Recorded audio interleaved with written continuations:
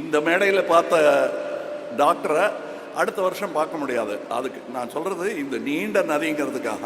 ஆனால் இன்னொரு காரணம் இருக்குது. இந்த டாக்டர்கள் மாதிரி அடுத்த வருஷம் விழாவில் இவங்களால் காட்ட முடியுமாங்கிறதுல ஒரு சின்ன சந்தேகம் இருக்குது.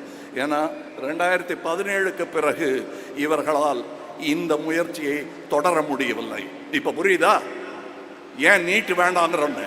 2017ஆம் ஆண்டு முதல் இன்றைய தேதி வரை இந்த மாதிரி அத்தனை பிள்ளைகளுக்கு கல்வி கிடைக்காமல் செய்து விட்டது இந்த சட்டம். அகரம் நினைச்சா ஒன்றும் விட முடியாது. அந்த சட்டத்தை மாற்றி எழுதக்கூடிய பலத்தை தருவது கல்விதான். அந்த கல்வி இந்த போரில் ஆயுதமின்றி நாட்டையே செதுக்க வல்லது. இது சர்வாதிகார சங்கிலிகளை, சனாதன சங்கிலிகளை எல்லாம் நொறுக்கி தள்ளக்கூடிய ஒரே ஆயுதம் இதுதான். இதை தவிர வேற எதையும் கையில் எடுக்காதீங்க.